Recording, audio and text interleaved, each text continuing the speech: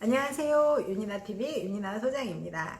이번 영상은 금호 민간임대 아파트를 보유하실지 혹은 매도하실지 고민하시는 분들을 위하여 준비하였습니다.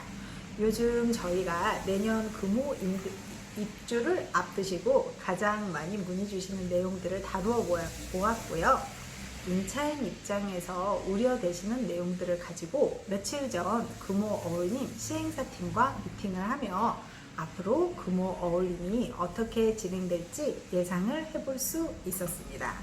그럼 본격적으로 영상 시작해 보겠습니다.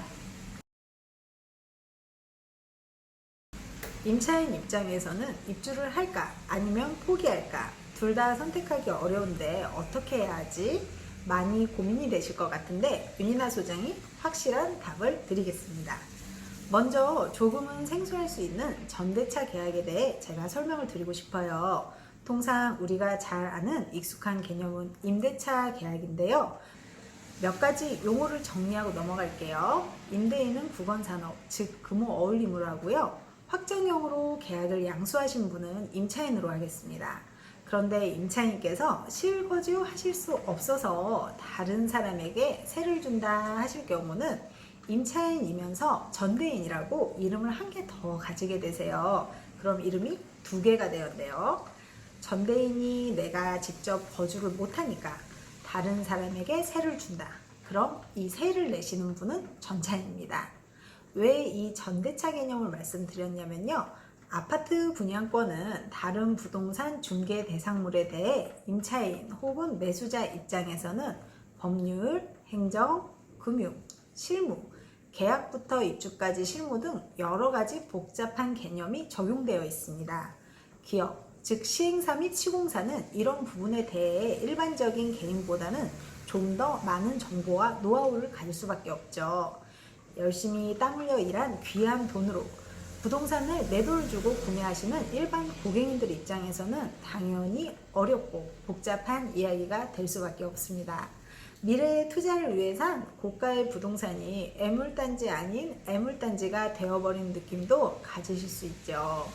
다만 일반 아파트 분양권은 잔금과 동시에 소유권이 개인 명의로 등기가 완료되기 때문에 조금 더 단순하다면 민간 임대는 통상 10년 후에 나의 명의로 소유권 이전 등기가 시행되기 때문에 10년 동안 소유권이 금호 어울림에 있는 동안 어떻게 내가 운용을 할지가 관건이 되겠죠.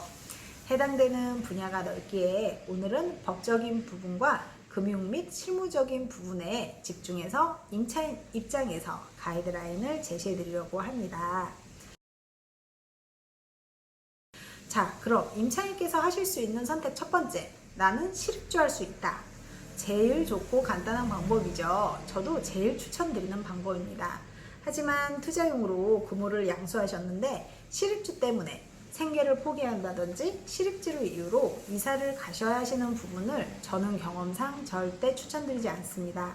특히 50대 이상 한 지역에서 오래 거주를 하셨고 안성보다 조금 더 활성화된 도시에 사신다면 새로운 도시에 적응하는 것이 쉽지는 않습니다. 그럼 두 번째 선택, 금호를 내놓고 분양권을 팔아버릴까? 고금리 시대의 대출 이자와 상대적으로 조용해진 부동산 시장으로 인해 금호 어울림을 보유해야 할지도 고민이 되실 텐데요. 두 번째도 좋은 선택이 될 수 있죠. 특히 중개사인 저 같은 사람은 거래가 있어야 돈을 버니 흥정을 붙이게 되죠. 하지만 제가 양수인이라면 솔직하게 저는 버틸 것 같습니다. 물론 부동산 상향시장에서는 당연히 매도를 하셔서 시세 차익을 올리셔야겠죠. 금호 초반처럼요. 하지만 지금은 하향으로 가는 정체시장입니다. 최대한 버티시기를 추천드리고 정말 버티시기 어려워서 생활이 힘들다면 파셔야겠지만 상향시장만큼 좋은 금액을 받을 수는 없습니다. 둘 다 선택하기 어려운데 어떻게 해야 되지? 아마 제일 많은 분들이 고민하시는 지점이실 것 같고요. 실제적으로 할 수 있는 부분은 또 다른 임차인께 임대인의 지위로서 세를 놓으신 겁니다. 이런 관계를 법적으로 전대차 계약이라고 하는데요. 위의 용어를 설명드린 것처럼 간단하게 임차인이 임대인이 되신다고 보면 됩니다. 전대인과 전차인의 관계인 임대인과 임차인의 모계약에서 파생되어 있기 때문에 상황에 따라 임대인과 전차인도 법적 관계가 만들어지게 됩니다. 국원산업은 전대차 금액에 대해 전대인, 즉 임차인과 전차인이 계약 쓰시는 부분에 대해서는 또 다른 사적 계약의 영역이라 터치하기 어려운 부분이 있으실 걸로 사료됩니다. 물론 전대차 계약에 권장하는 것은 금액의 범위는 전세 보증금하고 월세 금액 이내입니다. 왜냐하면 전대차의 금액이 전세 보증금을 넘어가게 되면 전차인 입장에서는 불안하기 때문입니다. 다만 임차인 입장에서는 대출 이자 및 원금을 갚아야 하는 금융 부담이 있기 때문에 금호 측에서 제시한 금액에서 여러 가지 부대 비용을 제외하고 얼마나 수익이 날지 여부를 면밀히 계산해 보셔야겠죠. 또한 내가 거주하지 못하는 상황에서 전대차를 어떻게 진행해야 할지 자세한 부분도 대비를 하셔야 할 거라고 예상됩니다. 전세 융자에 대해서는 임차인이 대출을 받을 경우 임대인 금호 어울림은 대출 절차가 편안하게 진행될 수 있도록 협조 예정이시라고 합니다. 그리고 전대차 계약에 대한 가이드라인도 조만간 안내가 서면 등의 방법으로 제시되실 것으로 예상이 되십니다. 금호 어울림 측에서도 최선을 다해 상담하시는 모습이 느껴졌습니다.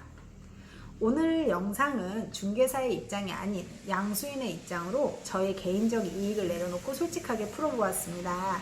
다소 복잡하셨을 텐데 끝까지 시청해 주셔서 감사하고요. 아직 시기상 프리미엄이나 전대차 가격을 논할 단계는 아니라고 생각합니다. 금액적인 부분에 대한 측면은 앞으로 하반기에 이어질 영상을 통해 자세한 내용을 설명드리도록 할 예정이니 프리미엄 금액 및 전대차 월세 금액에 대한 전화 문의는 진행하지 않도록 하겠습니다. 저희 이룸부동산에서는 임차인께서 우려하시는 부분에 대해서 확실한 해결책을 준비하고 있습니다. 대표적인 예가 전대차 계약에 대한 자세한 내용인데요. 흐름에 맞춰 열심히 준비하고 있습니다. 안성에 자주 오지 못하는데 아파트 관리에 대한 부분도 궁금하실 거라고 예상이 됩니다.